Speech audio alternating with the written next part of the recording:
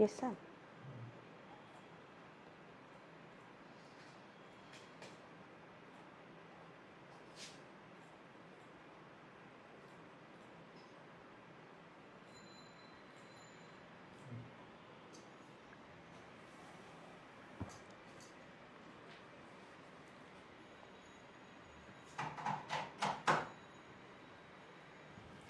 আসসালামু আলাইকুম স্টুডেন্টস, সবাইকে ওয়েলকাম জানাচ্ছি সমাজ বিজ্ঞানের আরো একটা ক্লাসে।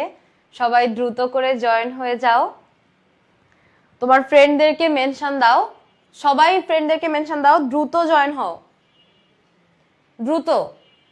আমরা ক্লাসটা শুরু করব, আমাদের ইফতারির সময়ও চলে আসতেছে। আমরা কোনোভাবেই চাই না আমাদের হচ্ছে ইফতারির আগে, একদম আগে আগে ক্লাসটা যেন কোনোভাবেই শেষ না হয়। ইফতারির আগে আমাদের নিজেদের একটু দোয়া পড়ারও টাইম তো লাগে, তাই না? দ্রুত ফ্রেন্ডদেরকে মেনশন দাও। আজকে আমরা মূলত দেখব যে আমাদের যে টেস্ট পেপার সলভিং এর যে ক্লাসগুলো, সেইগুলাতে আমরা কিভাবে পড়বো, বা টেস্ট পেপার সলভ যে ক্লাসগুলো আমাদের হবে, এই টেস্ট পেপার সলভের ক্লাসগুলো আমাদের কেমন হবে। ওয়ালাইকুম আসসালাম, ওয়ালাইকুম আসসালাম। দ্রুত জয়েন হও আর তোমার বন্ধুদেরকে মেনশন দাও, একদম গণহারে মেনশন দাও। সমাজবিজ্ঞান থাকলেও ক্লাস করবি, না থাকলেও ক্লাস করবি।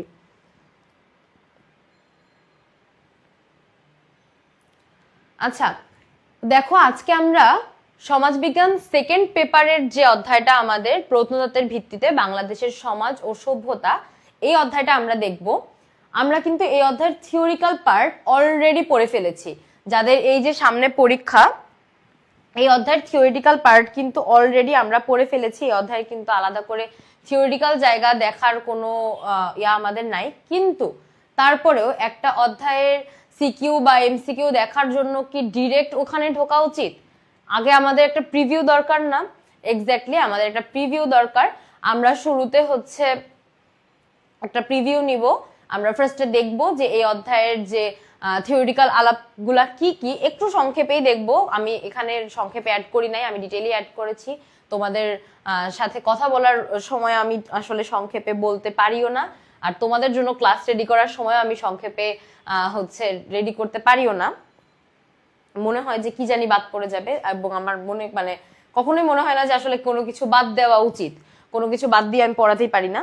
তো তারপরেও আবার আমরা কিন্তু অনেক কিছু বাদ দিয়ে পড়ি। যারা ক্লাস করেছো, যারা আমার সাথে ক্লাস করেছো, তারা আবার এটাও জানো যে কত অল্প জিনিসপত্র আমরা ক্লাসে পড়ি, একদম বেসিক বেসিক জিনিসপত্র কিন্তু আমরা ক্লাসে পড়ি।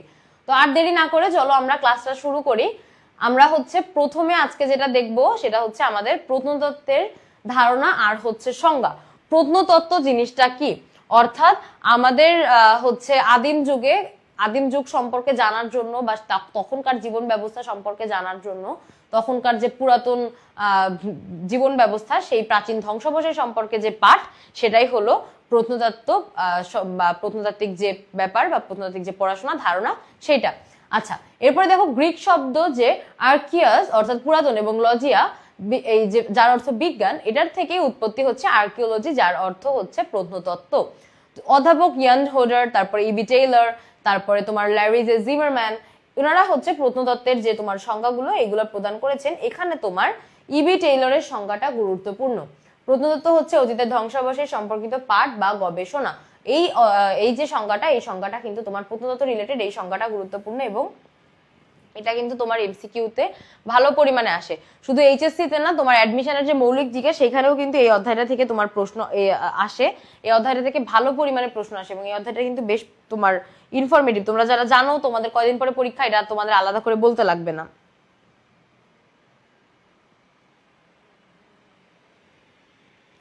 এরপরে দেখো এখানে আরো কি আছে দেখো, প্রাগৈতিহাসিক যুগের বিভাজন। অর্থাৎ এই যে টপিকগুলো আছে এগুলা কিন্তু আমরা অলরেডি পড়েছি। তোমরা যারা আমার এখানে যে আমি যাদের দেখতে পাচ্ছি, এই জিনিসগুলো কিন্তু আমরা অলরেডি পড়েছি। একটু একটু আমাকে জানাও তো যে এই জায়গাগুলো থেকে আসলে তোমাদের কাছে কি নতুন কিছু লাগছে, নতুন কিছু লাগার মতো জায়গা কি কারো আছে? আমি যে কয়টা চেহারা দেখতে পাচ্ছি সবার আমার পরিচিত চেহারা, এবং এই ক্লাসগুলো আমরা কিন্তু করেছি, এগুলো আমাদের পড়া হয়ে গেছে। আমরা মূলত যে জায়গাগুলো আজকে দেখবো সেটা হচ্ছে আমাদের সিকিউ কোন জায়গা থেকে আসে, এবং আমাদের এমসিকিউ, আমাদের ক এবং আমাদের অনুধাবন অর্থাৎ জ্ঞান এবং অনুধাবন আমাদের কোন জায়গাগুলো থেকে আসে এই অধ্যায়ের, সেইগুলা। তার আগে একটু দেখো এই অধ্যায় থেকে তোমার এই যে যুগের বিভাজনটা, এই অধ্যায় থেকে যুগের বিভাজনের এই জায়গাটা কিন্তু খুবই গুরুত্বপূর্ণ। এই অধ্যায় দুইটা জায়গা অনেক বেশি গুরুত্বপূর্ণ, একটা হচ্ছে তোমার এই যুগের বিভাজন, আর একটা হচ্ছে সেকেন্ড পার্টটা যেখানে হচ্ছে প্রত্নতাত্ত্বিক নিদর্শন বা প্রত্নতাত্ত্বিক স্থানগুলো রিলেটেড যে কথাবার্তা আছে সেইটা। তো প্রথমত যুগের বিভাজনটা আমরা দেখি যে প্রত্নতাত্ত্বিকরা হাতিয়ার আর উপকরণের উপর ভিত্তি করে সমাজকে হচ্ছে প্রধানত দুইটা ভাগে ভাগ করেছেন। কিসের উপরে? এই যে হাতিয়ার আর হচ্ছে তোমার উপকরণের উপরে ডিপেন্ড করে, অর্থাৎ মানুষ তখন যে হাতিয়ারগুলো ইউজ করতো এবং সেই হাতিয়ারগুলো তারা কি দিয়ে বানাইতো এটার উপর ডিপেন্ড করে হচ্ছে তারা দুইটা ভাগে ভাগ করেছেন। তো সেই দুইটা ভাগ কি? একটা হচ্ছে প্রস্তর যুগ আর একটা হচ্ছে তোমার ধাতু যুগ। একটা প্রস্তর যুগ আর একটা হচ্ছে ধাতু যুগ। অর্থাৎ একটা টাইমে মানুষ শুধু পাথরের ব্যবহার করতো, প্রস্তরের ব্যবহার করতো, এবং পরবর্তীতে আরো টাইম যাওয়ার পরে তারা ধাতুর ব্যবহার শুরু করলো।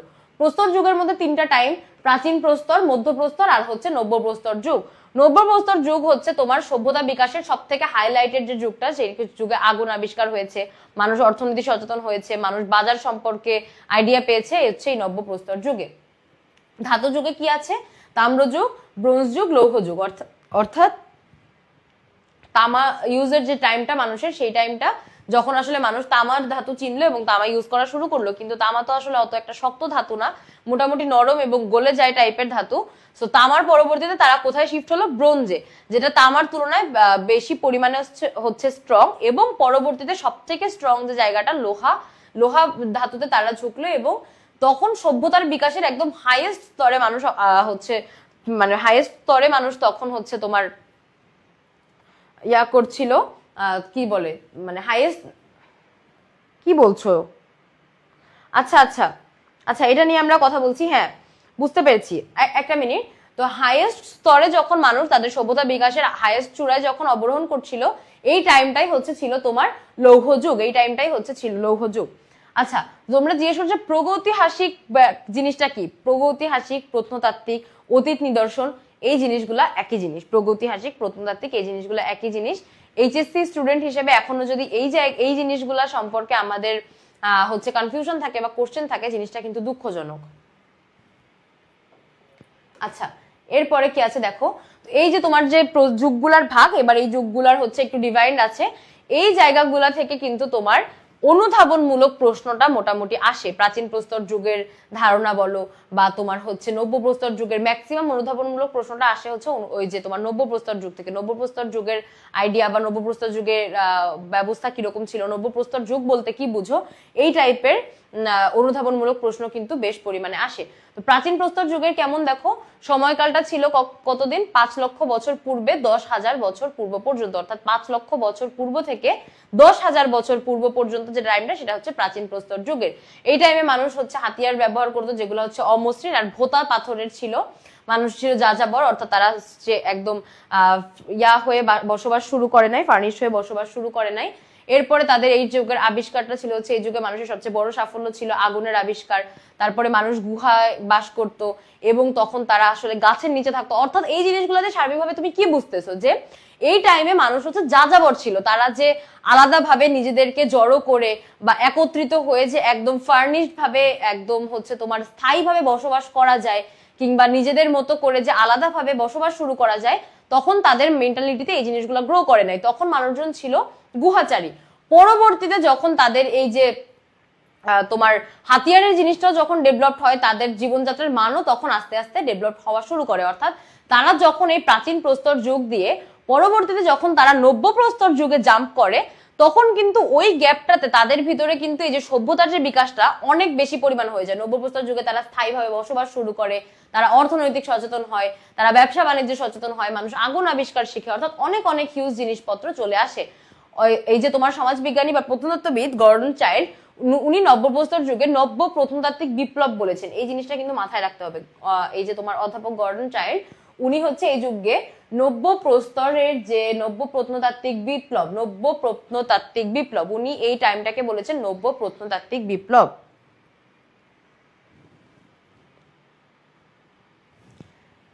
আচ্ছা, এরপরে কি আছে দেখো, মূল পরিবর্তন সমূহ। অর্থাৎ তোমার যখন এই টাইমটা তোমার প্রস্তর যুগ থেকে বা প্রাচীন প্রস্তর যুগ থেকে যখন নব্য প্রস্তর যুগে শিফট হইলো, তখন পরিবর্তনগুলো মূলত কি আসলো? কৃষি বিপ্লবটা হলো ব্যাপক হারে, অর্থাৎ প্রাচীন প্রস্তর যুগে মানুষ কি করতো, তারা কিন্তু কৃষি সচেতন ছিল না, বা আলাদা করে যে এই যে গাছ লাগানো যায় বা আলাদা করে যে তোমার হচ্ছে কোনো কিছু উৎপাদন করা যায়, এই চিন্তা ভাবনা তাদের ভিতরে ছিল না। ওই টাইমে কি ছিল, পুরুষরা কোনো একটা ফল হয়তো নিয়ে আসতো, নারীরা সেটা খেয়ে তাদের ঘরের আঙিনায় বা তারা যে গুহায় থাকতো সেই গুহার সামনে কোনোভাবে ফেলে রাখতো। পরবর্তীতে তারা দেখলো যে ফলটা খেলো ওই ফলেরই চারা গজাচ্ছে, তখন তাদের মাথায় আসে যে আসলেই তো তাহলে এই কাজটা তো করা যায়, অর্থাৎ রোপণ করা যায়। এই রোপণ করার চিন্তা তাদের কখন এলো, এই নব্য প্রস্তর যুগে। অর্থাৎ রোপণ যে করা যায় এই চিন্তা আসতেও তাদের ওই একটা হিউজ টাইম লাগলো, যেটা প্রাচীন প্রস্তর যুগের অন্তর্ভুক্ত। এরপরে তারা এই যে স্থায়ীভাবে বসবাস শুরু করলো, হাতিয়ারের ব্যাপারটা, অর্থাৎ তখনও তারা পাথরের হাতিয়ারই ব্যবহার করতো, কিন্তু প্রাচীন প্রস্তর যুগে যেমন হচ্ছে ভোতা বা হচ্ছে অমসৃণ ছিল, এই টাইমে হাতিয়ারগুলো মসৃণ হয়ে উঠলো এবং ধারালো বা সুচালো হাতিয়ার ব্যবহার করা শুরু করলো। এরপরে এই টাইমে চাকা আবিষ্কার হলো, পশু পালন করা শুরু করলো মানুষ, এই যে কুকুর, তারপরে হচ্ছে তোমার গরু, ছাগল, ভেড়া, এই ধরনের পশু পাখি, অর্থাৎ নিজেদের যে গৃহতে বা হচ্ছে তোমার এই যে গৃহপালিত পশু পালন করার যে টেন্ডেন্সিটা মানুষের ভিতরে, এইটা ক্রিয়েট হলো তোমার এই নব্য প্রস্তর যুগে। এরপরে চলে আসলো হচ্ছে ধাতুর যুগ। এরপরে আসলো কোন যুগ, এরপরে আসলো হচ্ছে ধাতুর যুগ। অর্থাৎ মানুষ তখন হচ্ছে তোমার তামা, ব্রোঞ্জ, লোহা, এই ধরনের যে ধাতুগুলা এইগুলোর উপরে ডিপেন্ড করা শুরু করলো। তো তামার যুগে মানুষ কি করলো, দেখো মানুষ তখন পাথরের বদলে তামার হাতিয়ার এবং তামার রিলেটেড যে জিনিসগুলা বানানো যায় বা তামার উপরে যে জিনিসগুলা হচ্ছে তৈরি করা যায়, সেই হচ্ছে জিনিসগুলোর উপরে ঝুঁকলো। এবং সিন্ধু সভ্যতা ও মেসোপটেমীয় সভ্যতা হচ্ছে এই সময় সব থেকে বড় উদাহরণ। অর্থাৎ সিন্ধু সভ্যতা এবং মেসোপটেমীয় সভ্যতায় তামা এবং ব্রোঞ্জের যে বিপ্লবটা, এটা কিন্তু খুব বেশি পরিমাণে হয়েছিল। মানুষ তখন ম্যাক্সিমাম তামার যে যন্ত্রপাতিগুলা বলো বা তামার যে হাতিয়ার বলো, ব্রোঞ্জে ম্যাক্সিমাম করে ব্রোঞ্জের হাতিয়ার, কারণ তামা হয় কি তোমার কিন্তু একটু নরম হয়, মানে সেইভাবে ধরো পশু পালন করা, সরি পশু শিকার করা কিংবা তোমার গাছ কাটা, এই ধরনের কাজে কিন্তু তামার হাতিয়ার ব্যবহার করা যায় না। তামার হাতিয়ার কিভাবে ব্যবহার করতো, ধরো একটা পশু তারা শিকার করে আনছে, ওই পশুটাকে হয়তো কাটার জন্য বা সেটা চামড়া ছেলার জন্য কিংবা তার মাংসটা কাটার জন্য কিংবা একটা ফল কাটার জন্য, সেক্ষেত্রে তারা তামার হাতিয়ার ব্যবহার করতে পারতো। আর লেখার পদ্ধতি আর লিপিরও উদ্ভব ঘটে, অর্থাৎ এই যে ধাতুর যুগে, যখন ধাতুর যুগে স্টার্টিং এ তামার যুগে বা তোমার এই যে তোমার লোহার যুগে তারা হচ্ছে লেখার যে স্টার্টিংটা, অর্থাৎ তারা হচ্ছে কি করতো, যে লিপি আবিষ্কার হইলো। তারা পাথরের উপরে বিভিন্ন ধাতু গলিয়ে, যেমন হচ্ছে লোহা গরম করলে কি হয়, লোহা হচ্ছে অনেক বেশি হিট হয়ে যায় না, পাথরের উপরে লেখার জন্য তারা লোহা গরম করে তারপরে তারা পাথরের উপরে লিখতো, যে টাইমটা হচ্ছে লিপি আবিষ্কারের স্টার্টিং বলা যায়। এরপরে লৌহ যুগটা কিরকম, খ্রিস্টপূর্ব 1200 অব্দে লোহার ব্যাপক ব্যবহার শুরু হয়। খ্রিস্টপূর্ব 1200 অব্দে, চিন্তা করো, খ্রিস্টপূর্ব যীশু খ্রিস্টের জন্মের 1200 বছর আগে লাঙলের ফাল ও কুড়াল তৈরির ফলে কৃষি ও বন পরিষ্কার করা সহজ হয়। অর্থাৎ লোহা দিয়ে যে সমস্ত হাতিয়ার তখন তৈরি করা হয়, লোহার হাতিয়ার গুলা কি হয়, অনেক বেশি পরিমাণে শক্ত হয়, তো যে কোনো কাজ করার জন্য অনেক বেশি ফ্লেক্সিবল হতো। অর্থাৎ এই যে বন পরিষ্কার করা বলো বা গাছ কাটার জন্য কুঠার তৈরি করা বলো, লোহার যে হচ্ছে তোমার হাতিয়ার, এটাতে কাজটা অনেক সহজ হয়ে যায়। আর নগরায়নের সাম্রাজ্য বিস্তারেও লোহার যে হাতিয়ারগুলো, এটা অনেক বেশি ভূমিকা রাখে। এরপরে কি আছে দেখো, বাংলাদেশের প্রত্নতাত্ত্বিক স্থানগুলো। অর্থাৎ আমরা যে মূলত যেটা বললাম যে এই চ্যাপ্টারে আমরা দুইটা জায়গায় ফোকাস করব। প্রথমে যে জায়গাটায় ফোকাস করব সেটা হচ্ছে এই যে টাইমগুলো, অর্থাৎ তোমার পাথর ব্যবহারের টাইম এবং ধাতু ব্যবহারের টাইম। এবং সেকেন্ড আমাদের ফোকাসের জায়গাটাই হচ্ছে এই যে বাংলাদেশের প্রত্নতাত্ত্বিক নিদর্শন এবং প্রত্নতাত্ত্বিক স্থানগুলোর যে জায়গাটা, এইটা। এই জায়গা থেকে কিন্তু তোমাদের সিকিউ হয়, এই জায়গা থেকে এই অধ্যায়ের সিকিউ হওয়ার যে জায়গাটা, সেটা কিন্তু মূলত এই জায়গায়। এবার কি করে, এই যে তোমার প্রত্নতাত্ত্বিক স্থানের যে জায়গাটা, এইটার সাথে মিক্সড করা হয় হচ্ছে তোমার ওই যে ধাতু আবিষ্কার এবং পাথরের আবিষ্কারের যে, বা এই টাইমের হাতিয়ার বলো বা ওই টাইমের যে অন্য অন্য যন্ত্রপাতি বলো, এইগুলা ইউজের যেটা, এটাকে কোলাপ করা হয়। কিভাবে কোলাপ করে, ধরো তোমার উদ্দীপকে একটা হচ্ছে পাহাড়পুরের, মানে তোমার ডিরেক্ট বলে দিবে না যে এটা পাহাড়পুরের কথা বলা হচ্ছে, কিন্তু তোমাকে হচ্ছে হিন্টস দিয়ে বুঝাবে, বিভিন্ন গল্প আকারে বুঝাবে যে এটা পাহাড়পুরের কথা বলা হচ্ছে। দেন তুমি গ নাম্বারে এসে যখন তুমি ক্যাচ করবা, তোমার গতে হয়তো প্রশ্ন থাকবে যে উদ্দীপকে হচ্ছে কোন তোমার বাংলাদেশের কোন প্রত্নতাত্ত্বিক স্থানের কথা বর্ণনা করা হয়েছে, সেখানকার হচ্ছে সামাজিক বা ধর্মীয় যে স্ট্রাকচারটা সেটা সম্পর্কে বর্ণনা করো। এটা গেল তোমার প্রয়োগ। এরপর উচ্চতর দক্ষতায় কি করবে, ধরো তোমার ওই উদ্দীপকে বলা হলো যে ওই টাইমে হচ্ছে তোমার পাহাড়পুরের ওই এলাকাতে কিছু হচ্ছে ধাতুর জিনিস পাওয়া গেছে বা হচ্ছে তোমার পাথরের কোনো জিনিস পাওয়া গেছে, যেটা দেখে ধারণা করা হচ্ছে যে এটা অমুক এত বছর আগের জিনিস হতে পারে। এবার উচ্চতর দক্ষতায় গিয়ে কি করবে, ওই যে এত বছর আগের জিনিস, একটা ধাতু বা একটা হচ্ছে তোমার পাথরের একটা খণ্ড দেখে মানে ধারণা করা হলো যে এটা এত বছর আগের জিনিস হতে পারে, এই জিনিসটাই ক্যাচ করা হবে তোমার উচ্চতর দক্ষতায়। এবং এখানে এসে বলা হবে যে পাহাড়পুরের অমুক এলাকায় যে জিনিসটা পাওয়া গেল এটা কোন আমলের হতে পারে বা এটা কোন টাইমের হতে পারে বলে তুমি মনে করো, তোমার উত্তরের সপক্ষে যুক্তি দাও। সেক্ষেত্রে তোমার কি করতে হবে, সেক্ষেত্রে কিন্তু তোমার ওই টাইমটায় চলে যেতে হবে তোমার প্রস্তর যুগের বা তোমার নব্য প্রস্তর যুগের কিংবা তোমার লৌহ যুগ, তাম্র যুগ, এই টাইমটার। তো দেখো বাংলাদেশের যে প্রত্নতাত্ত্বিক স্থান অর্থাৎ মহাস্থানগড়ের এই যে ইয়াগুলা, এইটা তোমার জানতে হবে। এই জায়গা থেকে কিন্তু তোমার সিকিউ হয়, এই জায়গাগুলো থেকেই তোমার সিকিউ হয়। তোমাকে কি বলে দেবে, হয়তো তোমাকে বলে দেবে যে তোমার কলেজ থেকে একটা অমুক একটা কলেজ থেকে পিকনিকে নিয়ে গেল, যে জায়গাটা নিয়ে গেল সেটা হচ্ছে প্রাচীন পুণ্ড্রনগরীর রাজধানী ছিল এবং সেখানে মৌর্য, গুপ্ত, পাল, সেন বংশের রাজাদের অসংখ্য নিদর্শন পাওয়া যায়। এইটুকুই বলে দিবে তোমার উদ্দীপকে, এইটুকুই বলে দিবে। এরপরে এসে তোমাকে জিজ্ঞেস করা হবে ও প্রয়োগে যে হচ্ছে কোন স্থান সম্পর্কে বলা হয়েছে। এরপর হয়তো উচ্চতর দক্ষতায় বলবে যে উক্ত স্থানের হচ্ছে তোমার সামাজিক, রাজনৈতিক এবং ধর্মীয় যে গুরুত্ব আছে এটা ব্যাখ্যা করো। এই ধরনেরই কিন্তু তোমার সিকিউ গুলো আসে। অর্থাৎ যদি তুমি ক্যাচ করে ফেলতে পারো, যদি তুমি একবার ক্যাচ করে ফেলতে পারো সেক্ষেত্রে অনেক ইজি। একবার ধরে ফেলতে পারলে তুমি যখন বুঝে যাবা যে তোমার কোশ্চেনে কি চাচ্ছে, তখন আর তোমার পিছনে ফিরে তাকাতে হবে না। তো মহাস্থানগড় সম্পর্কে আমাদের বেসিক এতটুকু জানা দরকার, এবং সৃজনশীল লেখার জন্য অবভিয়াসলি এতটুকু হলে হবে না, সৃজনশীল লেখার জন্য কিন্তু আমাদের আরো ডিটেইলে জানতে হবে। সৃজনশীলের ক্ষেত্রে এইটুকু জাস্ট আমাদের ইনফরমেটিভ পার্টটা, এইটুকু আমাদের মাস্ট জানতে হবে, কিন্তু সৃজনশীলের ক্ষেত্রে তো আমাদের আরেকটু হচ্ছে বর্ণনামূলক ভাবে জানতে হবে। যেমন এই যে বগুড়া জেলার শিবগঞ্জ উপজেলার করতোয়া নদীর তীরে মহাস্থানগড় অবস্থিত। এরপর এর প্রধান যে প্রত্নস্থানগুলো অর্থাৎ যেগুলো দেখার মতো যে জায়গাগুলো, শিলাদেবীর ঘাট, তারপরে বৈরাগী ভিটার পাশে অবস্থিত শিলাদেবীর ঘাটের পরে বেহুলার বাসর ঘর, খোদাই পাথর, অর্থাৎ এই জিনিসগুলা হচ্ছে এই মহাস্থানগড়ের তোমার মানে নিদর্শন বা দর্শনীয় যে জিনিসগুলা সেইগুলা। এরপরে আছে হচ্ছে ময়নামতি। ময়নামতি কোথায় অবস্থিত? ময়নামতি কুমিল্লাতে অবস্থিত। শালবন বিহার, এটি 8ম শতকের একটি বৌদ্ধ বিহার, 115টা কক্ষ আছে। ধরো তোমার ময়নামতি নিয়ে তোমার সিকিউ আসলো, সেখানে কি বললো যে ধরো দুইটা মানুষের নাম দিয়ে বলবো যে এক্স এবং ওয়াই এবং একটা জায়গায় ঘুরতে গেল, যে প্রত্নতাত্ত্বিক নিদর্শনটা কুমিল্লা জেলায় অবস্থিত এবং সেখানে হচ্ছে বৌদ্ধ বিহারের একটা হচ্ছে আবহাওয়া পাওয়া যায়, যেখানে বৌদ্ধ বিহার প্রাচীনকালে ছিল এবং সেখানে 115টা এরকম কক্ষ ছিল এবং হচ্ছে তোমার পোড়ামাটির ফলক টলক পাওয়া গেছে। এই টাইপের হিন্টস দিয়ে হচ্ছে তোমাকে বোঝানো হবে। তোমাকে এক্সাক্টটা ক্যাচ করতে হবে। তোমাকে বললো কুমিল্লা জেলায় অবস্থিত, তুমি তোমার প্রয়োগে ঢুকে লিখে দিলা মহাস্থানগড় এবং মহাস্থানগড়ের আদি প্রান্ত ডিটেইল যা আছে সব পাই টু পাই লিখলা, তুমি কি মার্ক পাবা? তুমি তোমার মনে হতে পারে মহাস্থানগড় সম্পর্কে লিখে আসছি আমি তো একদম এসিকিউতে 10-এ 10, তুমি পাবা 0। কেন? তুমি ধরতেই পারো না যে তোমার যে এক্সামিনার সে তোমার কাছে কি চাইছে।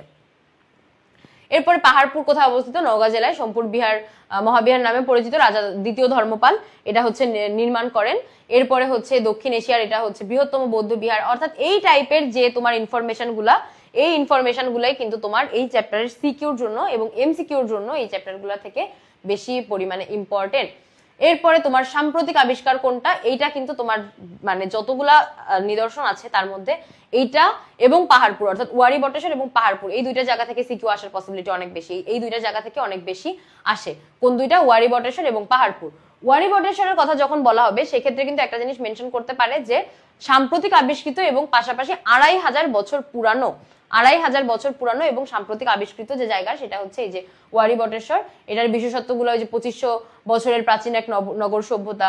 এরপরে হচ্ছে অর্থাৎ দেখো খুবই রিসেন্ট। অন্যগুলা যেমন তোমার হচ্ছে যীশু খ্রিস্টের 1200 বছর জন্মের 1200 বছর আগে থেকে বা হচ্ছে আরো আগে থেকে যে জিনিসগুলো এতক্ষণ আমরা দেখলাম, কিন্তু ওয়ারি বটেশ্বর হচ্ছে একদম সম্প্রতি আবিষ্কৃত, প্লাস হচ্ছে এটা 2500 বছরের পুরানো, বেশি আগের না।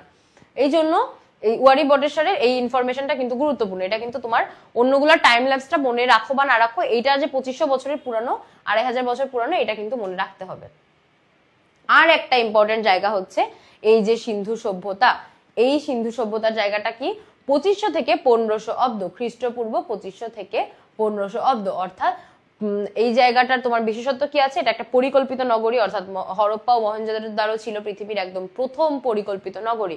ওই নিদর্শনগুলোতে এখনো পর্যন্ত পয় নিষ্কাশন ব্যবস্থার যে জায়গাগুলা, এরপরে তোমার ওই যে রোড লাইট গুলা, ঘরগুলা যেভাবে এখনো পর্যন্ত মানে যেভাবে আমরা পড়েছি যে এখনো পর্যন্ত সেভাবে সাজানো আছে, রাস্তাঘাট বলো, বিল্ডিং গুলা বলো, অর্থাৎ একদম পরিকল্পিত নগরী বলতে আমরা যা বুঝি পুরোপুরি তাই।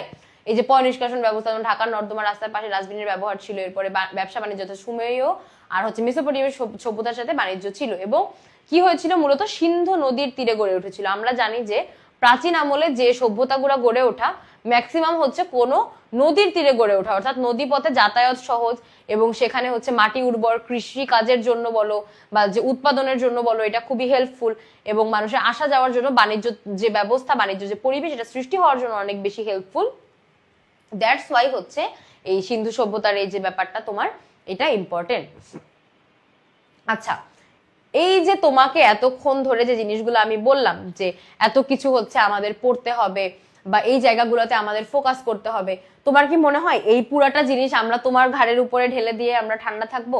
পুরাটা জিনিস তোমাকেই বলে দিব যে হচ্ছে বইয়ের এই জায়গাগুলো থেকে তুমি হচ্ছে এই যে অধ্যায়গুলো আছে এই অধ্যায়গুলো তুমি বসে বসে অ্যানালাইসিস করো, তারপরে হচ্ছে তুমি টপিক বের করো যে কোন অধ্যায় থেকে সিকিউ আসতে পারে, তুমি বোর্ড কোশ্চেন অ্যানালাইসিস করে তোমার হচ্ছে বিভিন্ন কলেজের পরীক্ষায় আসা প্রশ্ন অ্যানালাইসিস করে তুমি বের করো যে কোথা থেকে সিকিউ আসে, এমসিকিউ আসে, তারপরে তুমি পড়ো?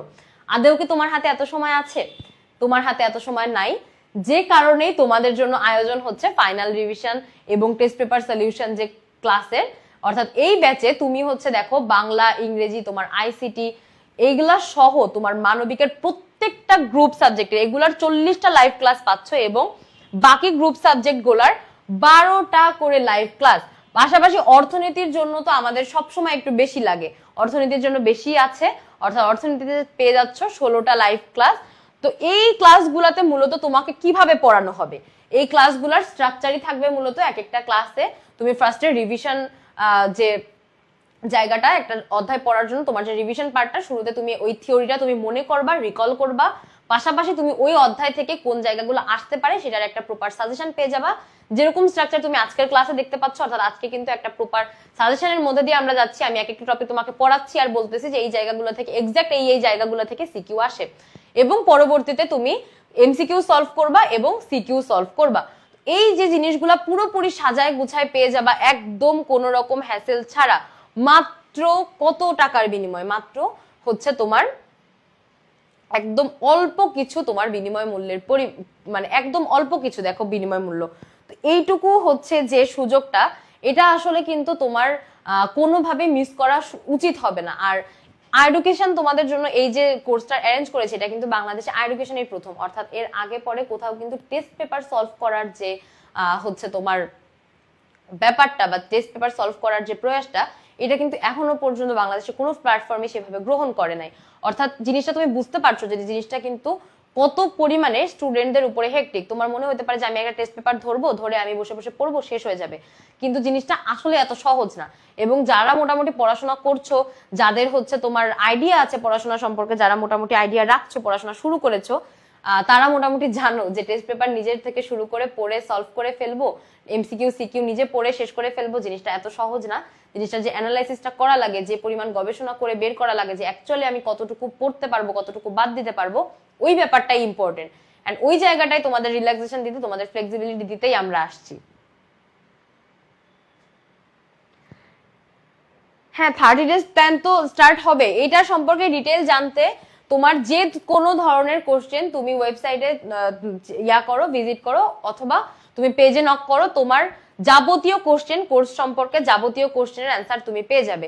এই কোর্সটা রান হচ্ছে মূলত 2টা পার্টে, অর্থাৎ শুরুতে তুমি হচ্ছে 30 ডেজ প্ল্যান যেটা আছে সেটার আন্ডারে তুমি হচ্ছে এই যে এতদিন পর্যন্ত যে আর্কাইভ ক্লাস, এতদিন পর্যন্ত কামব্যাক এবং কামব্যাক 2.0 এর যে ক্লাসগুলো চলেছে, এই যে এই কমেন্ট বক্সে আছে যে হচ্ছে তোমার ভাই বন্ধুরাই আছে, আমি ক্লাস চেহারা দেখেই চিনতে পারতেছি, তারা হচ্ছে অলরেডি যে ক্লাসগুলো করেছে কামব্যাক এবং কামব্যাক 2.0 তে, তুমি সেই ক্লাসগুলো করো নাই।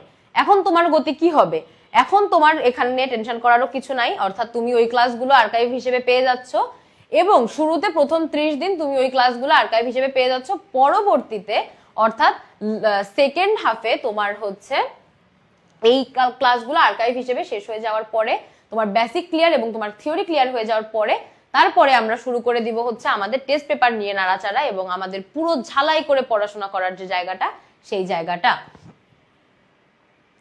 তো দেখো এবার আমাদের এমসিকিউ পার্ট চলে আসছে। এই যে এই কোর্স সম্পর্কে ডিটেল জানার জন্য, টেস্ট পেপার সলিউশন কোর্স সম্পর্কে একদম ডিটেইলে জানার জন্য একদম লেট না করে তোমরা হচ্ছে পেজে মেসেজ দাও এবং তোমরা ডিটেল জানিয়ে নিতে পারবা। তোমরা জিজ্ঞেস করো, তোমাদের যে কোনো এনকোয়ারি তোমরা ডিটেলে জেনে নিতে পারবা। হ্যাঁ, এই যে উম্মে হাবিবা সুলতানা হাত উঁচু করে বসে আছে, এরকম আরো অনেকগুলাই পরিচিত ফেস আছে যারা হচ্ছে অলরেডি ক্লাসগুলো করে ফেলেছে এবং সেই ক্লাসগুলো এখন আবার তোমাদের কিন্তু নতুন করে করতে লাগবে। অর্থাৎ ওরা এতদিন বসে বসে যে হচ্ছে ক্লাসগুলো শুরু করছে, এতদিন বসে বসে যে ক্লাসগুলো করেছে অলরেডি করেছে, তোমরা কিন্তু সেই ক্লাসগুলো এখন আবার একটু প্রেশার নিয়ে করতে হবে। বাট সেরকম প্রেশার হবে না, যেহেতু একটা বন্ধই আছে, রোজার মাসে কিন্তু আসলে আমাদের পড়ার জন্য অনেক বরকতময় একটা টাইম, তো সেরকম কিন্তু একটা গ্যাপ আসবে না। এই টাইমটা যত সুন্দর করে ইউটিলাইজ করতে পারবা, পরবর্তীতে তোমার ওই যে এই আর্কাইভ ক্লাসগুলো সুন্দর করে শেষ করলে, থিওরিটা ক্লিয়ার করলে, পরবর্তীতে যখন তুমি টেস্ট পেপার সলভিং এর জন্য ক্লাসগুলোতে ঢুকবা তখন তোমার জন্য প্রত্যেকটা জিনিস অনেক ক্লিয়ার হয়ে যাবে। কারণ ওই ক্লাসগুলোতে আমরা শুরুতে থিওরি ক্লিয়ার করব, আমরা শুরুতে সাজেশন দিব, কিন্তু এই ক্লাসগুলোতে, এই যে আর্কাইভ ক্লাসগুলো যেগুলো পেয়ে যাচ্ছে, অর্থাৎ কামব্যাক এবং কামব্যাক 2.0 ক্লাসগুলোতে আমরা যেভাবে ভেঙে ভেঙে এক একটা টপিক পড়িয়েছি, এক একটা থিওরির একদম ডিপে ঢুকেছি, ওই ক্লাসগুলোতে তো ওইরকম হবে না, কারণ ওটা আমাদের রিভিশন টাইম। রিভিশন টাইমে তো আমরা এভাবে ডেপথে ঢুকবো না। এই জন্য এই ক্লাসগুলো, এই যে আর্কাইভগুলো পেয়ে যাচ্ছে, এগুলো খুবই ভালো করে মাথায় নিতে হবে এবং সুন্দর করে ক্লাসগুলো দেখতে হবে। আচ্ছা, দেখো আমরা কিন্তু চলে আসছি এমসিকিউতে। এগুলো আমাদের বিগত সালের বিভিন্ন বোর্ড পরীক্ষায় আসা এমসিকিউ। দ্রুত এমসিকিউ গুলার অ্যান্সার করতে হবে, ফাস্ট। আমাদের হাতে সময় কম, দ্রুত এমসিকিউ গুলার অ্যান্সার করতে হবে।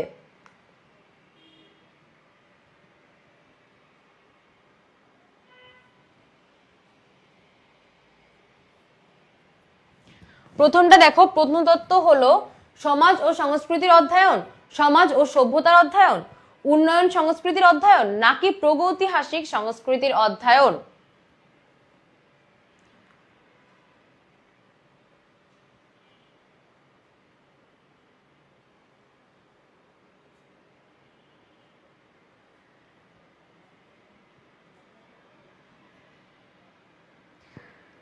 আর্কাইভ ক্লাস কি? আচ্ছা, আর্কাইভ ক্লাস হচ্ছে মূলত কামব্যাক এবং কামব্যাক 2.0 কোর্সে যে ক্লাসগুলো এতদিন রান হয়েছে, ওই ক্লাসগুলো এখন তোমরা রেকর্ড হিসেবে পাবে। অর্থাৎ ওই ক্লাসগুলো তো লাইভ হয়ে গেছে, যে কোর্সে তোমরা ভর্তি ছিলে না, কিন্তু এই টেস্ট পেপার সলভিং এর যে কোর্সটা, এটাতে যখন তোমরা ভর্তি হবে তখন ওই যে ক্লাসগুলো লাইভ হয়ে গেছে, ওই ক্লাসগুলোর যে রেকর্ডটা আছে, সেই রেকর্ডটা তুমি পেয়ে যাবে প্রত্যেকটা সাবজেক্টের। ডি, ধন্যবাদ। প্রত্নতত্ত্ব হলো প্রাগৈতিহাসিক সংস্কৃতির অধ্যয়ন, প্রত্নতত্ত্ব হলো প্রাগৈতিহাসিক সংস্কৃতির অধ্যয়ন, অ্যান্সার হচ্ছে ডি। অ্যান্সার পেয়ে গিয়েছি, ধন্যবাদ। আচ্ছা, এরপরে বলো, আদিম সমাজে ব্যবহৃত তৈজসপত্র কিসের নিদর্শন? আদিম সমাজে ব্যবহৃত তৈজসপাতি কিসের নিদর্শন? দার্শনিক, নৃতাত্ত্বিক, প্রত্নতাত্ত্বিক, নাকি অর্থনৈতিক?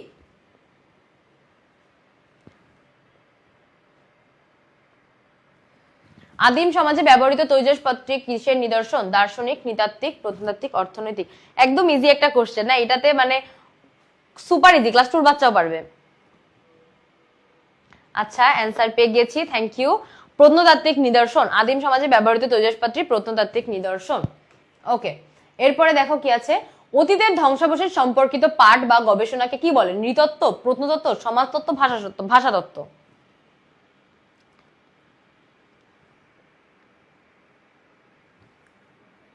এটার অ্যান্সার করো first.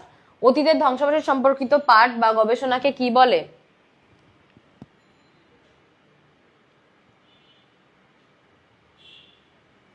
Thank you Umme Habiba, বি। আচ্ছা, প্রত্নতত্ত্ব কত ইজি কোশ্চেন আসে এখান দিয়ে, দেখো এগুলো কিন্তু প্রত্যেকটা বোর্ডে আসা প্রশ্ন, বিভিন্ন সালে বোর্ডে আসা প্রশ্নগুলাই কিন্তু এখানে অ্যাড করা হয়েছে। অতীতের ধ্বংসাবশেষ সম্পর্কিত পাঠ হচ্ছে প্রত্নতত্ত্ব। প্রত্নতত্ত্বের আলোচ্য বিষয় কি? বর্তমান সমাজ ও সংস্কৃতি, মানুষ ও উদ্ভিদের ফসিল, অতীতের ধ্বংসাবশেষ, নাকি ভবিষ্যৎ সমাজ ও সংস্কৃতি? প্রত্নতত্ত্বের আলোচ্য বিষয় কোনটা? বর্তমান সমাজ সংস্কৃতি, নাকি মানুষ ও উদ্ভিদের ফসিল, অতীতের ধ্বংসাবশেষ, নাকি ভবিষ্যৎ সমাজ সংস্কৃতি?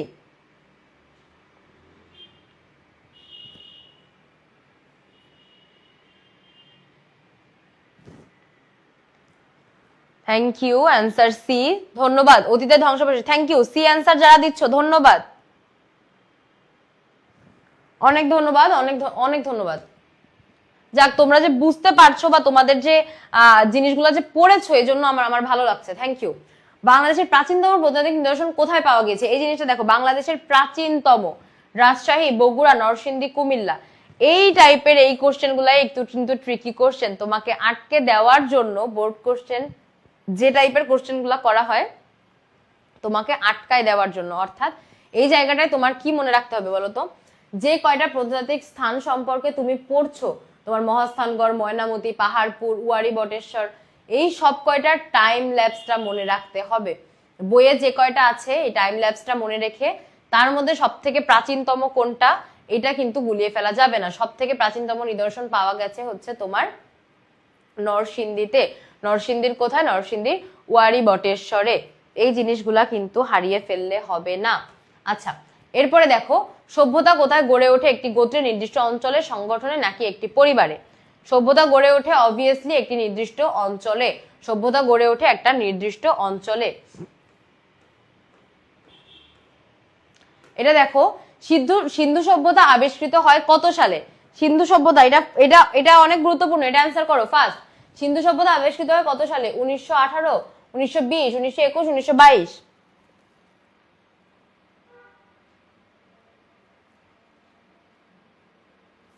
সিন্ধু সভ্যতা কত সালে গড়ে ওঠে? দ্রুত অ্যান্সার করো, এটা কিন্তু অনেক গুরুত্বপূর্ণ।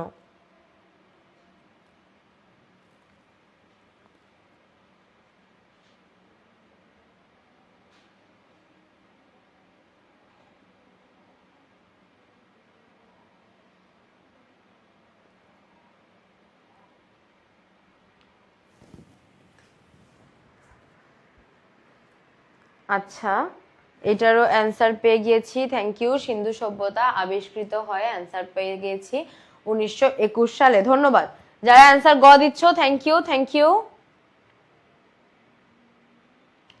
আচ্ছা, অনেক ধন্যবাদ অ্যান্সার যারা গ দিচ্ছ। 1921 সাল যারা দিচ্ছ, সিন্ধু সভ্যতা আবিষ্কৃত হয় 1921 সালে। ধন্যবাদ। সিন্ধু সভ্যতার ঘরবাড়িগুলো কিসের তৈরি ছিল? পাথর, কাঁচা ইট, পোড়া ইট, নাকি কাঠ? এটার অ্যান্সার করো ফার্স্ট।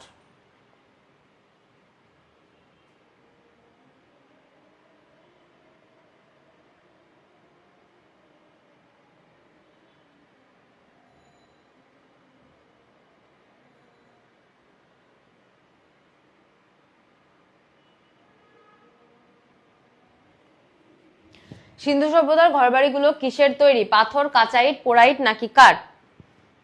হ্যাঁ, 1921, থ্যাংক ইউ। আচ্ছা, এটারও অ্যান্সার পেয়ে গিয়েছি। সিন্ধু সভ্যতার ঘরবাড়িগুলো তৈরি ছিল হচ্ছে তোমার পোড়া ইট দিয়ে। কি দিয়ে তৈরি ছিল? পোড়া ইট দিয়ে, থ্যাংক ইউ। আচ্ছা, পোড়া ইট যারা লিখছো, গ নাম্বার যারা বলছো, থ্যাংক ইউ, থ্যাংক ইউ। হ্যাঁ, পোড়া ইট দিয়ে।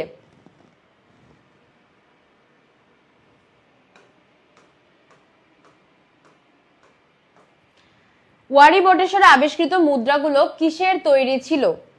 এইটা কিন্তু অনেক ইম্পর্টেন্ট এবং এই কোশ্চেনটা অনেকবার রিপিট হয়েছে, এটা অনেকবার আসছে। ওয়ারি বটেশ্বরে আবিষ্কৃত মুদ্রাগুলো কিসের তৈরি? স্বর্ণ, রূপা, তামা, লোহা, রূপা ও তামা, নাকি তামা ও দস্তা?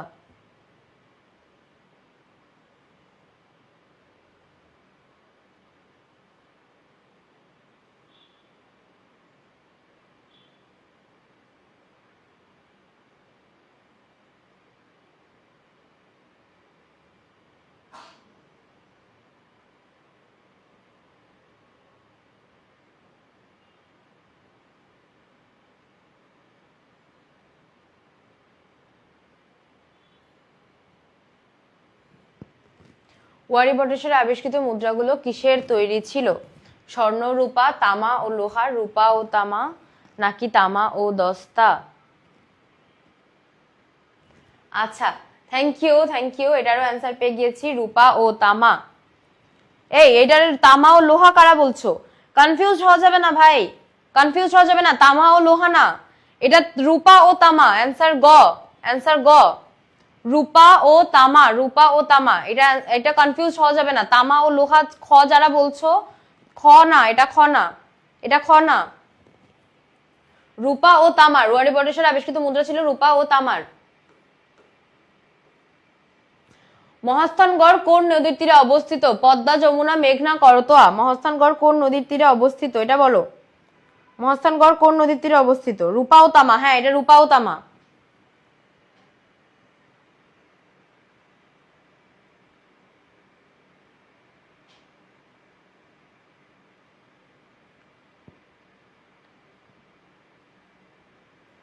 রূপা ও তামা, এটা বলো। মহাস্থানগড় কোন নদীর তীরে অবস্থিত? এই মাত্র পড়ে আসলাম, এটা মেঘনা কে বললো? এটারে পিটাবো তো ধরে। এটা করতোয়া। মহাস্থানগড় করতোয়া নদীর তীরে অবস্থিত, মাত্র পড়ে আসছে, এই মাত্র পড়ে আসছে। এটারে এখন মেঘনা বললে পিটাবো ইফতারির আগে, এখন এইভাবে মেজাজ খারাপ করলে একদম ধরে ধরে ঝুলাই পিটাবো একটারে। এটা হচ্ছে করতোয়া নদীর তীরে। চাকা আবিষ্কার হয় কোন যুগে? চাকা আবিষ্কার হয় কোন যুগে? প্রাচীন প্রস্তর, নব্য প্রস্তর, লৌহ যুগ নাকি ব্রোঞ্জ যুগ? অনেক ইম্পর্টেন্ট একটা কোশ্চেন। এটা কিন্তু তোমার জ্ঞানমূলকের জন্য ইম্পর্টেন্ট, পাশাপাশি এমসিকিউর জন্য ইম্পর্টেন্ট। চাকা আবিষ্কার হয় কোন যুগে? অনেক ইম্পর্টেন্ট একটা কোশ্চেন, এটা কিন্তু অনেকবার আসছে।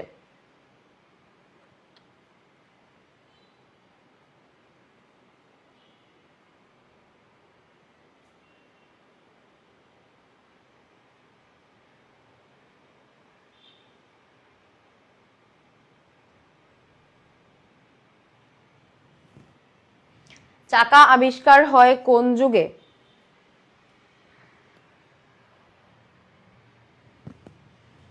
প্রাচীন প্রস্তর, নব্য প্রস্তর, লৌহ যুগ নাকি ব্রোঞ্জ যুগ? ধন্যবাদ ধন্যবাদ, লৌহ যুগে। Thank you thank you. হ্যাঁ, অনেকগুলো অ্যান্সার পেয়ে গেছি। লৌহ যুগে, অনেক ধন্যবাদ। গ, লৌহ যুগে চাকা আবিষ্কার হয়, লৌহ যুগে। থ্যাংক ইউ, অনেকগুলো অ্যান্সার পেয়েছি।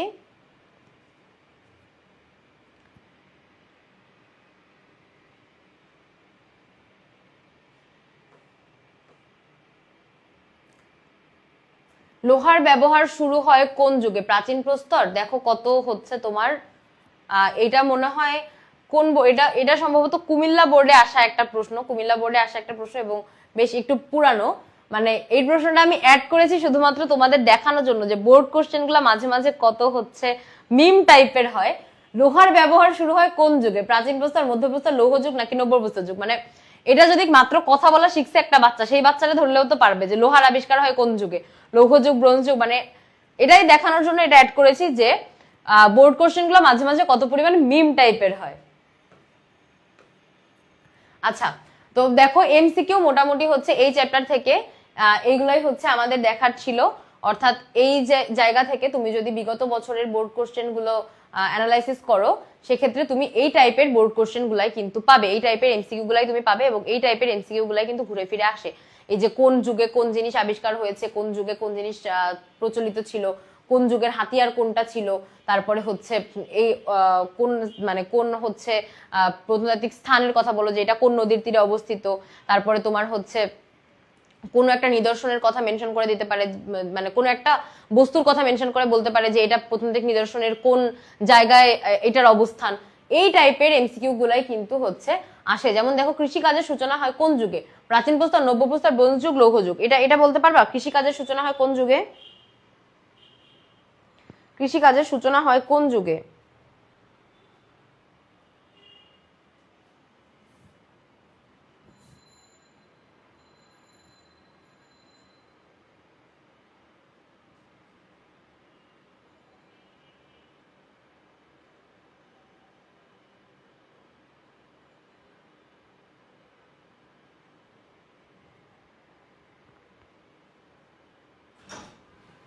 কৃষিকাজের সূচনা হয় কোন যুগে? দ্রুত বলো এটা। প্রাচীন প্রস্তর, নব্য প্রস্তর, ব্রোঞ্জ যুগ নাকি লৌহ যুগ?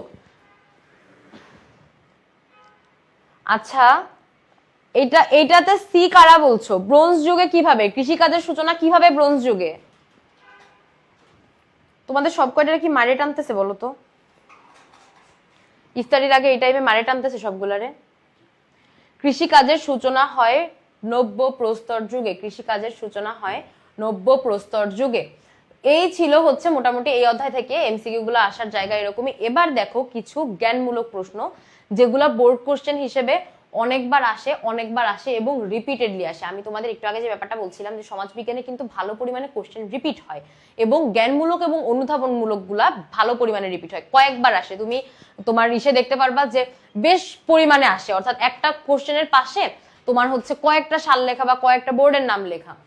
এই যে কোশ্চেন গুলা তোমার জ্ঞানমূলক হিসেবে তুমি এখানে পাবা, এগুলা কিন্তু তোমার বেশ কয়েকবার বোর্ডে আসা। যেমন দেখো এই যে প্রত্নতত্ত্ব কি, তারপর আর্কিওলজি শব্দের উৎপত্তি কোন শব্দ থেকে এসেছে, যেটা আমরা একদম শুরুতেই পড়লাম যে আর্কিওলজি শব্দের উৎপত্তি তোমার কোন শব্দ থেকে। এরপরে হচ্ছে যে প্রত্নতত্ত্বটা কি, এরপরে আছে দেখো archaeology is the study of remains of the past, কে বলেছেন? এই যে আর একটা জায়গা, বইয়ের নাম এবং উক্তি বা সংজ্ঞা, অর্থাৎ কোন সমাজবিজ্ঞানীর উক্তি, কোন নৃবিজ্ঞানী উক্তি এবং কার লেখা বই, এই জিনিসগুলা কিন্তু যে চ্যাপ্টারই পড়ো না কেন এই জিনিসগুলা কিন্তু ভালো করে পড়তে হবে, এই জিনিসগুলা কিন্তু ভালো করে মাথায় রাখতে হবে। বইয়ের নাম প্লাস সংজ্ঞা, যে চ্যাপ্টারই পড়ো না কেন পাশাপাশি ওই বইয়ের নাম এবং তোমার সংজ্ঞা।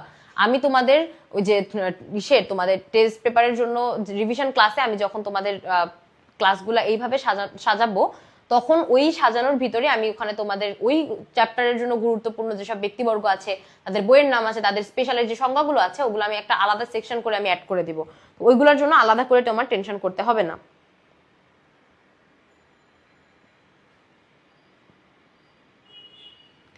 এরপরে কি আছে দেখো, প্রত্নতত্ত্বের প্রধান উদ্দেশ্য কি? প্রত্নতত্ত্বের প্রধান উদ্দেশ্য হচ্ছে প্রাচীনকালে মানুষের ইতিবৃত্ত খুঁজে বের করা, প্রাচীনকালে মানুষের ইতিবৃত্ত খুঁজে বের করা। এরপরে দেখো জাভা মানব কোন যুগের অধিবাসী, পিকিং মানব কোন যুগের অধিবাসী, অর্থাৎ এই টাইপের যে তোমার প্রশ্নগুলা জ্ঞানমূলকে কিন্তু এই প্রশ্নগুলাই বারবার আসে, যে দ্রাবিড় কারা, নবপলীয় বিপ্লবটি কোথায় কে ব্যবহার করেন, এই যে এমসিকিউ গুলা থেকে বলো যেগুলো আমরা দেখলাম, আবার জ্ঞানমূলকের এই যে প্রশ্নগুলা, এই প্রশ্নগুলা কিন্তু যদি তুমি ভালো করে পড়ো ইনশাল্লাহ তোমার আলাদা করে আর কোনো প্রশ্ন পড়া লাগবে না। এই যে কয়টা হচ্ছে তোমার জ্ঞানমূলক আমি এখানে অ্যাড করেছি, বা পরবর্তী ক্লাসে তুমি যে জ্ঞানমূলক প্রশ্নগুলো পাবা আমরা যখন আমাদের রিভিশন ক্লাসে পড়বো, ক্লাসের ভিতরে আমি তোমাদের যে জ্ঞানমূলক গুলা, যে অনুধাবন গুলা, যে এমসিকিউ গুলা বলবো, ইনশাল্লাহ ওইটার বাইরে আমাদের আর বাড়তি কিছু পড়তে লাগবেই না। যত কয়টা পড়ি, 10টা পড়ি, 20টা পড়ি, 50টা পড়ি, ওই 50টার ভিতর থেকে আসবে ইনশাল্লাহ, এর বাইরে থেকে আমাদের আসবে না। এরপরে দেখো এই যে নবপলীয় বিপ্লবটা কি, নবপ্রস্তর যুগকে নবপলীয় বিপ্লব বলে অভিহিত করেছেন কে?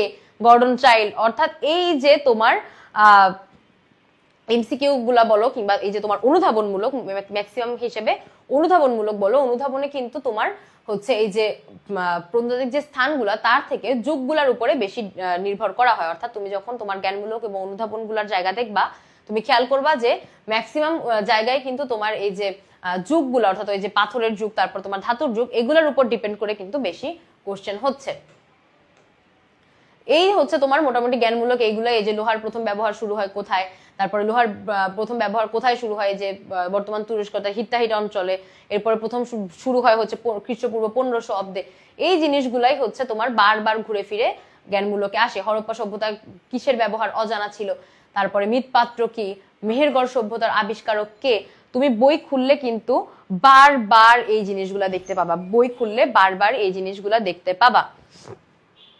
তন্ময় হোসেন সিয়াম, রোজা লেগে গেছে, সারাদিন এসব ভণ্ডামি করলে রোজা আরো আগে লাগে যাওয়ার কথা, এত দেরি হইলো কেন? তারপরে দেখো মেহেরগড় সভ্যতার আবিষ্কারক কে? ফরাসি প্রত্নতত্ত্ববিদ জাঁ ফ্রান্সেসো জারিস এবং তোমার রিচার্ড মেডো। এই যে নামগুলা, একটা জিনিস মাথায় রেখো, তুমি যখন একটা নাম লিখতেছো, অনেকে করো কি তোমরা হচ্ছে বইতে যেরকম ইংরেজিতে লেখা থাকে তোমরা আবার ওখানে পুরা ইংরেজিতে লিখতে যাও। ইংরেজিতে লেখো, এটা কোনো সমস্যা না, কিন্তু যে জিনিসটা মেনটেন করতে হবে সেটা হচ্ছে কোনোভাবেই যেন বানান ভুল না যায়। একটা জিনিস চিন্তা করে দেখো, তোমার একটা জ্ঞানমূলকের প্রশ্ন আসলো, তোমার প্রশ্নটাই হচ্ছে যে এই বইয়ের লেখককে বা এই প্রত্নতত্ত্ববিদের নাম কি, তোমার প্রশ্নটাই হচ্ছে ওনার নামটা। তুমি যখন অ্যান্সারটা দিলা এবং ওই নামটাই ভুল গেল, তোমার টিচার কি কোনোভাবে তোমাকে মার্কটা দিতে পারবে? পারবে না। এরপরে দেখো মৃৎপাত্র কি, এই বেসিক কোশ্চেন গুলাই কিন্তু বারবার তোমার অনুধাবন হিসেবে আসে। এইখানে যে কোশ্চেন গুলো আমরা দেখলাম, এই টাইপের অনুধাবনমূলক প্রশ্নগুলাই কিন্তু হয়, এই টাইপের জ্ঞানমূলক প্রশ্নগুলাই হয়। এরপরে আছে কিছু হচ্ছে তোমার অনুধাবন, যে অধ্যায়টা থেকে তোমার অনুধাবন প্রশ্ন আসার যে মানে ধরো তোমাদের অনেকের, যে একটু আগে আমি কমেন্ট দেখতেছিলাম যে অধ্যায় থেকে হচ্ছে অনুধাবন আসে এবং সেগুলো কঠিন আসে, তোমরা ধরতে পারো না। ধরতে না পারার কারণটা কি বলতে পারো? ধরতে না পারার কারণটা হচ্ছে তোমরা এই টেক্সটটা সম্পর্কে বা এই যে বইটা তোমরা ভালো করে জীবনে কোনোদিন টেক্সট বুকটা আগামাথা পড়ো নাই। কোনোদিন একটা অধ্যায় শুরু থেকে একদম পার্ট 1 থেকে পার্ট 13 পর্যন্ত বা পার্ট 10 পর্যন্ত কোনোদিন পড়ো নাই। যদি একদম পার্ট 1 থেকে শেষ পর্যন্ত পড়তা, এই যে কমেন্টগুলো একটু আগে আমি দেখতেছিলাম তোমাদের, যে হচ্ছে প্রশ্নই বুঝতে পারি না, অ্যান্সার করব কিভাবে, প্রশ্ন বুঝতে পারি না টাইপ প্রবলেম কোনোদিনই হবে না যদি তুমি একটু সুন্দর করে তোমার টেক্সট বুকটা রিডিং পড়তে পারো।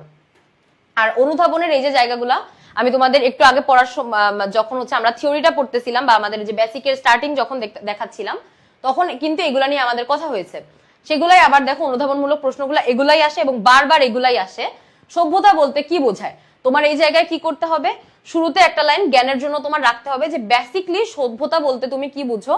এরপরে হচ্ছে তুমি আরো 2 থেকে 3টা সেন্টেন্সে তোমার একটু ব্যাখ্যা করতে হবে, যে জিনিসটা আমি তোমাদের আরো হচ্ছে তোমাদের মানে আগে যে ক্লাসগুলো ছিল তোমাদের সেখানে আমি বলেছি যে সব সময় চেষ্টা করবা সৃজনশীল এই যে ধাপ বা প্যাটার্ন, যেটা এই প্যাটার্নটা অনুযায়ী ফলো করার। তুমি যখনই একটা সৃজনশীল প্যাটার্ন অনুযায়ী ফলো করে লিখবা, তোমার টিচার কিন্তু ফার্স্টে একটা খাতা টিচারের কাছে প্রথম আকর্ষণীয় হয় কখন, যখন তোমার খাতাটা সে পরিষ্কার পরিচ্ছন্ন দেখে, পাশাপাশি তোমার ওই খাতার লেখাটা তার কাছে আকর্ষণীয় লাগে। তুমি যখন 4টা পার্টে করে লিখবা, তোমার টিচার বুঝবে যে এই বাচ্চাটা স্মার্ট, তোমার খাতাটা তখন তোমার টিচার স্মার্টলি দেখবে। আর যখন তুমি একদম এক ঢালে লিখে যাবা, তখন তোমার টিচারও কিন্তু এক ঢালে চোখ বুলানোর মতো করেই দেখবে। তো এই জন্য কিন্তু আরো সুন্দর করে লিখতে হবে। এরপর দেখো এই যে অনুধাবনমূলক প্রশ্নগুলো তোমরা চাইলে স্ক্রিনশট নিতে পারো। এই জায়গাগুলো থেকে কিন্তু মূলত ঘুরে ফিরে বারবার অনুধাবনগুলো আসে, যে আগুনের আবিষ্কার জীবনকে সহজ করে কিভাবে, আগুনের আবিষ্কার হয় নব্যপ্রস্তর যুগে। জ্ঞানমূলকে তোমার লিখতে হবে এটা, যে আগুনের আবিষ্কার হয় নব্যপ্রস্তর যুগে।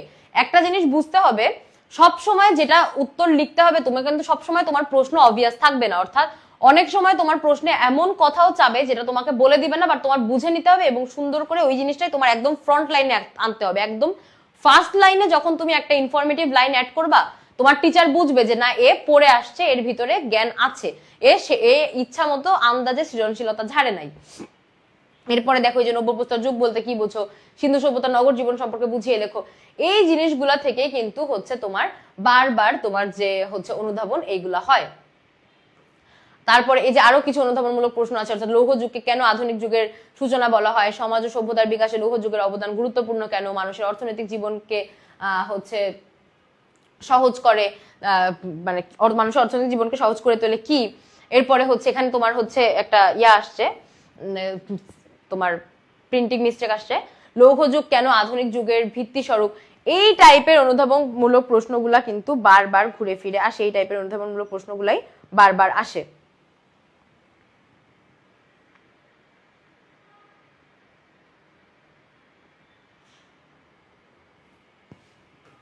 আচ্ছা, এইবার দেখো সৃজনশীল কোন জায়গা থেকে আমাদের আসে, আমাদের সৃজনশীল গুলা কোন জায়গা থেকে আসে। অর্থাৎ এই যে প্রত্নতাত্ত্বিক নিদর্শন রিলেটেড যে জায়গাগুলো, প্রত্নতাত্ত্বিক নিদর্শন বলতে কি বোঝায়, প্রত্নতত্ত্ব কিভাবে সমাজ সভ্যতার ইতিহাসকে তুলে ধরে, এরপরে ময়নামতি বিখ্যাত কেন, পাহাড়পুর বিখ্যাত কেন, সোমপুর বিহার শালবন বিহার বিখ্যাত কেন, এই জায়গাগুলো থেকে কিন্তু তোমার সৃজনশীলের মেইন প্রশ্নগুলা হয়। অর্থাৎ তোমার যুগগুলা ওই যে পাথরের যুগ বা তোমার ধাতুর যুগ, ওইটার থেকে বেশি তোমার সৃজনশীল লেখার ক্ষেত্রে ফোকাসের জায়গা থাকে হচ্ছে তোমার এই অধ্যায় থেকে স্থানগুলা, মহাস্থানগড়, পাহাড়পুর, তারপরে তোমার যে ওয়ারি বটেশ্বর, ময়নামতি, এইগুলা কিন্তু সৃজনশীলের মেইন ফোকাসে থাকে।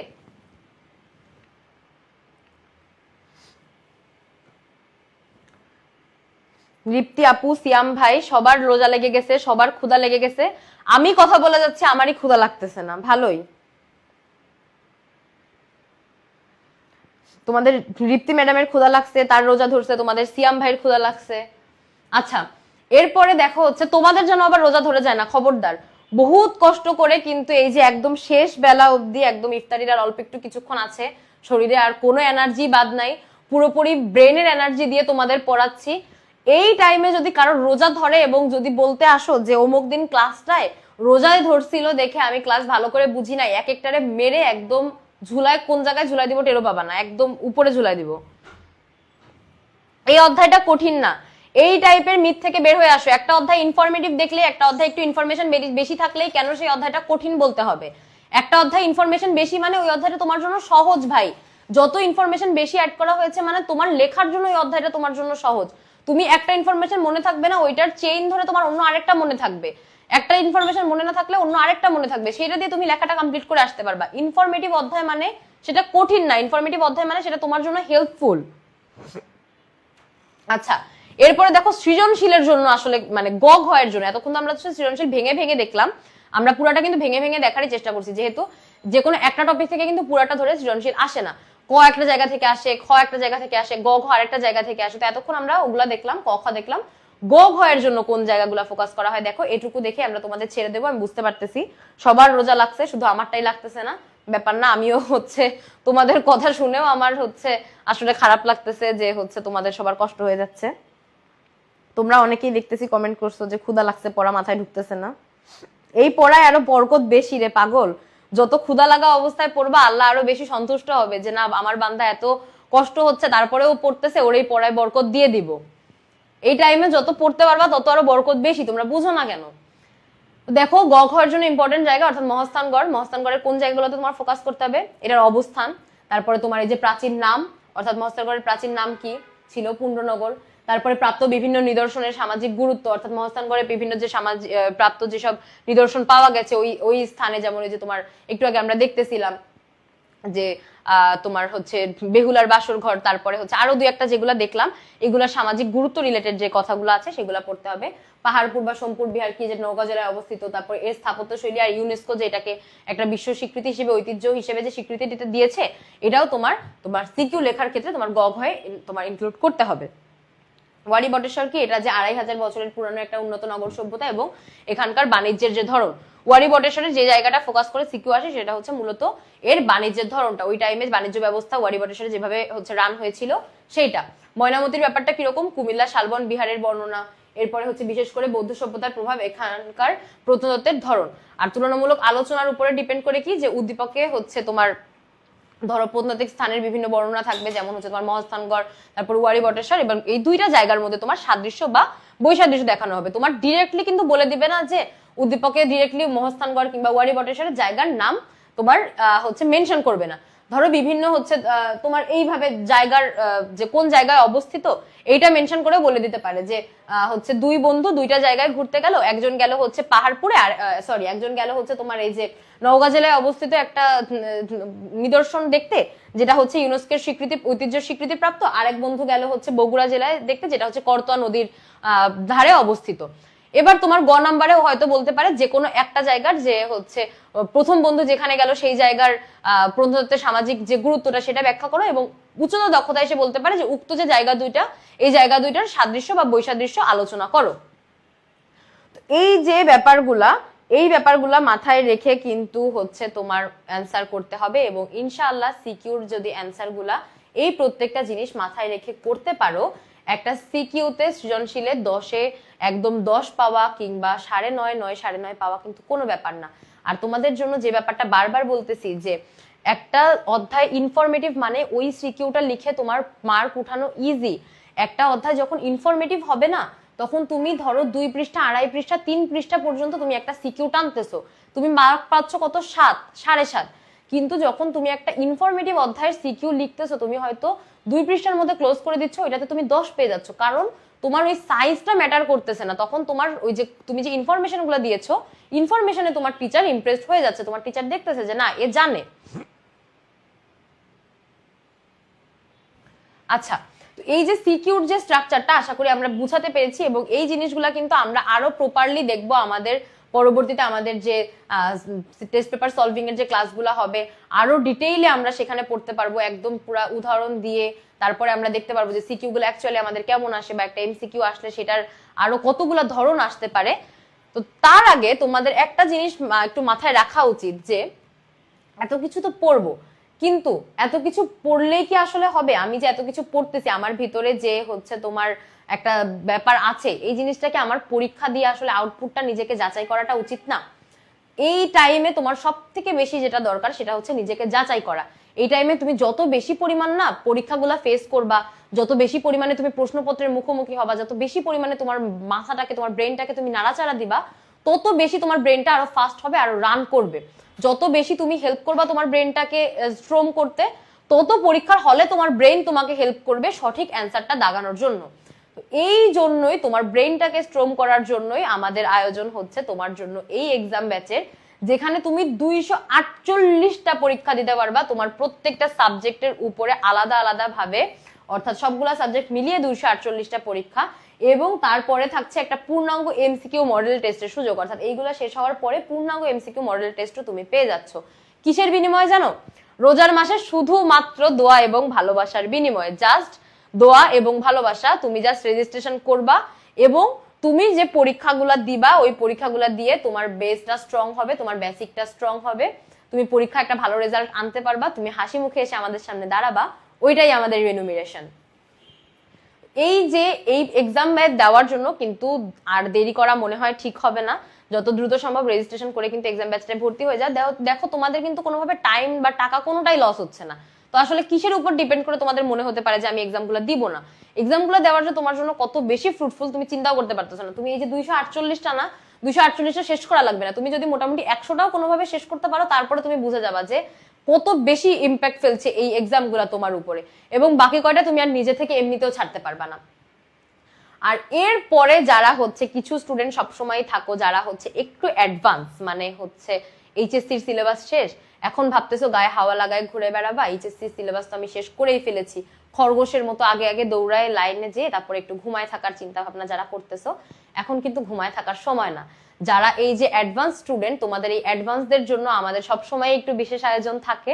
তো এই অ্যাডভান্স পার্টির জন্য কিন্তু আছে হচ্ছে প্রি অ্যাডমিশন ব্যাচ, যেখানে তুমি তোমার এইচএসসি পরীক্ষার আগে এবং এইচএসসি পরীক্ষার পরে দুইটা ধাপে তোমার অ্যাডমিশন প্রস্তুতি শেষ করতে পারতেছো। অর্থাৎ এইচএসসি পরীক্ষার আগে তুমি হচ্ছে তোমার বাংলা ইংরেজি সাধারণ জ্ঞানের জন্য আলাদা 10টা করে 30টা লাইভ ক্লাস পাচ্ছ, এবং হচ্ছে পরবর্তীতে তোমার এইচএসসি পরীক্ষার পরে হচ্ছে তুমি এই যে আরইউ আইসিইউ ব্যাচে, তারপরে হচ্ছে তোমার জিএসটি আইসিইউ ব্যাচের, ডিউ আইসিইউ ব্যাচের এই যে কোর্সটা, এই পূর্ণাঙ্গ কোর্সটা কিন্তু তুমি পেয়ে যাচ্ছ। অর্থাৎ তোমার অ্যাডমিশনের জন্য কিন্তু তোমার আর কোনো চিন্তা করতে হচ্ছে না, এবং এইচএসসি টাইম থেকে যদি তুমি অ্যাডমিশনের প্রিপারেশনটা শুরু করো, তুমি যে বিশ্ববিদ্যালয়ের স্বপ্নটা দেখছো সেটা কিন্তু তোমার অনেক কাছে চলে আসবে।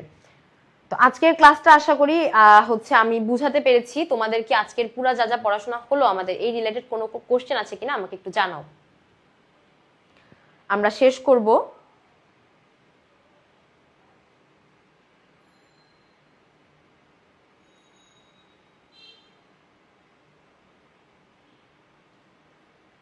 আচ্ছা, এই যে অ্যাডমিশন ব্যাচ রিলেটেড যে কোনো কোশ্চেন তোমরা হচ্ছে ওয়েবসাইটে করো, তোমরা পুরা ডিটেইলে একদম জেনে যাবে। অর্থাৎ পেজে একটা নক দাও, পুরা ডিটেইলে এভরিথিং ইন ডিটেইল তুমি জেনে যাবে, কোনো টেনশনই করতে হবে না। অ্যাডমিশনের ক্লাসগুলো যখন থেকে শুরু হবে তুমি একদম হচ্ছে পুরা ডিটেইলে জেনে যাবে। তুমি জাস্ট পেজে একটা নক দাও, তোমাকে পুরা ডিটেইল জানায় দেওয়া হবে। তো ইফতারির সময় হচ্ছে চলে আসতেছে, ইফতারির আগে দোয়া কবুল হয়। আমি তোমাদের জন্য দোয়া করি এবং তোমরা আমার জন্য দোয়া করো। আমি চাই আমার ক্লাসের প্রত্যেকটা স্টুডেন্ট যেন হাসি মুখে এসে আমাকে বলতে পারে যে আপনার ক্লাস থেকে করছিলাম এবং আমি আসলে এই ক্লাসটা পাইছি। এইটুকুই জাস্ট তোমাদের থেকে চাওয়া। তোমাদের এত কিছু গুছিয়ে মুখের সামনে তুলে ধরতেছি, জাস্ট একটু কষ্ট করে চাবাই খেয়ে হজমটা করো, এতটুকুই। আজকের ক্লাসটা এ পর্যন্তই। আশা করি তোমরা আমার যে এক্সপেকটেশনগুলা, এগুলা একটু এক্সপেকটেশন জায়গাগুলো একটু রাখবে, সুন্দর করে একটু পড়াশোনাগুলো করিও। আর এই যে টেস্ট পেপার সলভিং যে ক্লাসগুলো আমাদের আসতেছে, ওই ক্লাসটা তো শুরু করবাই, অবশ্যই শুরু করবা। তার আগে যে রেকর্ড ক্লাসগুলো পেয়ে যাচ্ছ, ওই রেকর্ড ক্লাসগুলো কিন্তু একটু মনোযোগ দিয়ে করো। রেকর্ড ক্লাসগুলো যত মনোযোগ দিয়ে করবা না, তত তোমার হচ্ছে এই যে আমরা যখন টেস্ট পেপার সলভিং ক্লাসগুলো করব, তত তোমার ওই ক্লাসগুলো ধরতে ইজি হবে। তো রেকর্ড ক্লাসগুলো একটু বেশি পরিমাণে মনোযোগ দিয়ে করো। এরপরে আমাদের আরো বেশি পরিমাণে ইফোর্ট দিয়ে, আরো বেশি সময় দিয়ে, আরো বেশি মজা করে কিন্তু আমরা আমাদের টেস্ট পেপার সলিউশনের যে ক্লাসগুলো, সেই ক্লাসগুলো করব। সবাই ভালো থাকো, সুস্থ থাকো। তোমরা আমার জন্য দোয়া করো, ইফতারির আগের মুহূর্তে দোয়া কবুল হয়। আমিও তোমাদের জন্য দোয়া করি। তো সবাই ভালো থাকো, সুস্থ থাকো। আসসালামু আলাইকুম।